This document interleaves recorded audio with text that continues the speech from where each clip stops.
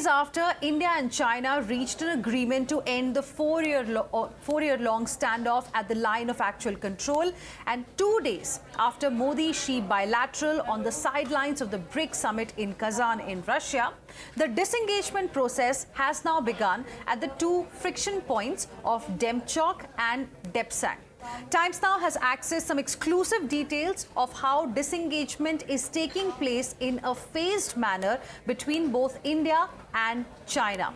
That's the big news that we are breaking for you at this point in time. We'll be going across to my colleague Pradeep Datta for more on this update on the phased manner in which this disengagement process has begun. Pradeep, give us more details for the benefit of our viewers. Help us understand what exactly is happening as part one of this disengagement process. See, there are three phases. Like first phase is always a disengagement that will be followed by de-escalation, and third will be the normalization of border management. So disengagement process has already started. Rightly said, on very day, Prime Minister boarded a flight for Kazan for the big summit. That was the day when the commanders, local commanders from both sides, China and India, met at Demchok area. And the very same day, the first tent was removed. On Wednesday, again, the two tents were removed. Now, total of the 50% of the tents, that means about 6 in number, have been removed from the Demchok area. And same way, the infrastructure has also been removed from Depsang area also, and some of the vehicles that were mobilized there that have also been taken away. And besides this, the troops from the Indian side will be moving toward the western side of the Nelung Nala, and from the Chinese side, it will be moving towards the eastern side of the Nelung Nala. And after that, the patrolling process will start. Once the disengagement process will be complete, the patrolling process will start. And all this will be monitored aerially as well as by the local commanders there. They'll be monitoring the situation on the ground. And regarding patrolling, the modalities have already been drawn that for patrolling, like Indian troops will be informing their commander, local commander will be informing their counterpart on the Chinese side, and the Chinese commander will be informing the local commander on the Indian side.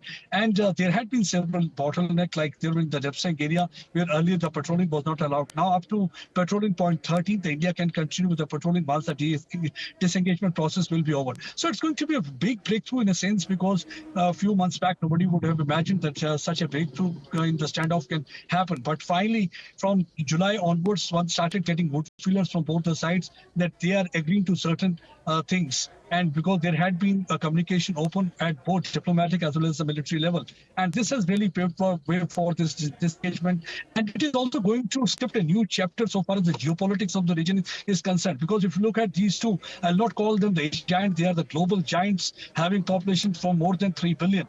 And they constitute about the GDP of about 15% of the world, and also the trade about 15%. So if these two, if there is a normalization of relationship on the border, that's also going to normalize relationship between the two countries, and in longer run it's going to be good for both the countries' trade as well as the money that they had been spending on the mobilization of the troop can be used for the welfare of the people in the border region. Right. Pradeep, request you to stay on with us. Let me now go across to my colleague Srinjoy Chaudhary as well, who's also joining us on the broadcast more on this. Srinjoy, after the bilateral between Prime Minister Narendra Modi and Xi Jinping, now the focus is going to be on the disengagement process that's already underway at the line of actual control. For the benefit of our viewers, could you just help us understand the steps involved here? Which are the key friction points that are going to be dealt with in the first phase? Okay, we'll go across to Srinjoy in just a bit, but that's going to be the next focus now. The details of this agreement about patrolling along the line of actual control between India and China, and what exactly is now going to happen over the next few weeks as part of the disengagement process at the line of actual control. Let's go back to Pradeep, who continues to be with us at this point in time. Pradeep, clearly it is a big breakthrough because of what happened in 2020 at Galwan specifically. Now, all eyes are now going to be on the disengagement first and then the de-escalation. Yes, you're absolutely right. Because why it's a big breakthrough? Because it's on the India's terms and condition. India always wanted status quo in the region, which actually China wanted to disturb, and that was the reason that there was a fatal escalation as well as confrontation in May 2020, which was the time. And after that, there was a retaliation, and India was able to give them a preferential the China. Since then, there had been several levels of talks going on at both the levels, at the military level as well as at the diplomatic level. Finally, they were able to achieve this breakthrough. And it is in fact the result of those talks only that now we are seeing the disengagement process beginning at the line of actual control. Pradeep, request you to stay on with us. Let me also now go across to my colleague Sagrika, who will help us understand how step by step things are changing along the line of actual control and what's exactly happening on a day-to-day basis. Sagrika. Yes, so Hina, Pradeep has accessed exclusive details of what has been happening over the last 3-4 days. Tuesday, in Demchok, what we know is that India and China local commanders first met. And this disengagement that is taking place in a phased manner. On Wednesday then, both sides removed one tent each in Demchok itself. And then again on Wednesday, India moved towards the west of the Charding Nala and China then moved towards the east of Charding Nala.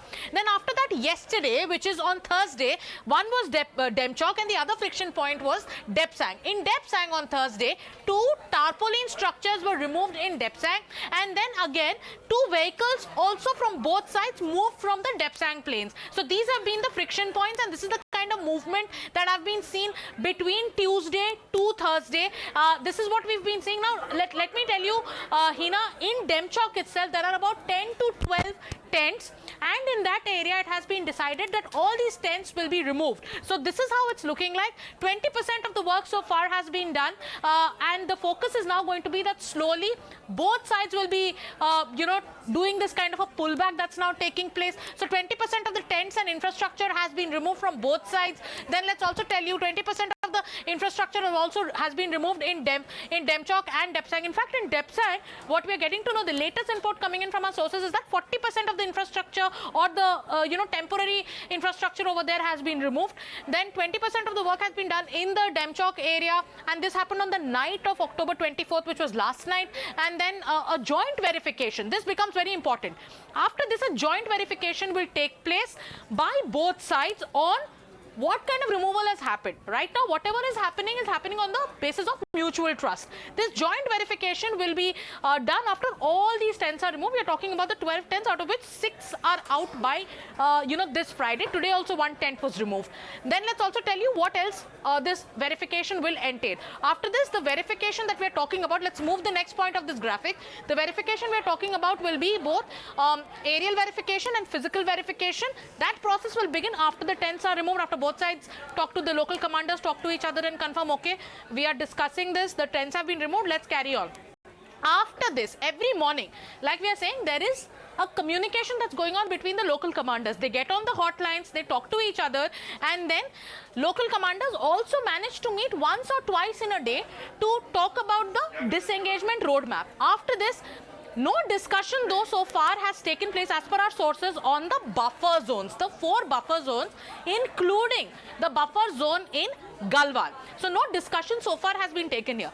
After the verification process takes place, after that the core commander level talks will start. That is, they will talk about what next when it comes to the strategy on the buffer zone. So far, as per sources, this is the information that we have accessed about how the entire disengagement process is taking place. It started on Tuesday night, started with a conversation between local commanders, and then slowly the tents are being removed and the temporary infrastructure is being removed from both Demchok and Depsang.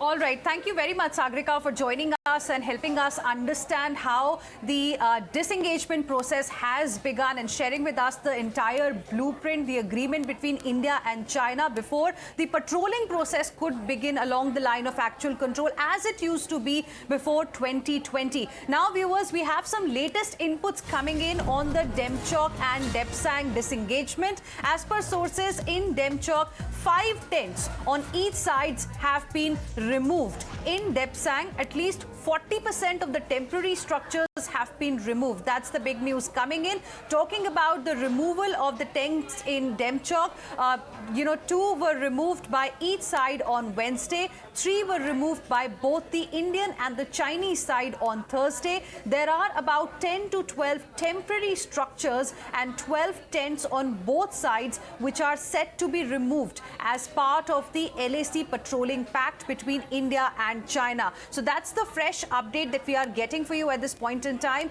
As Sagrika was also explaining to us the entire blueprint, and now process is going on. Pradeep Datta joining us live for more on this. Pradeep, now we can safely say that at least 40% of the temporary structures have been removed.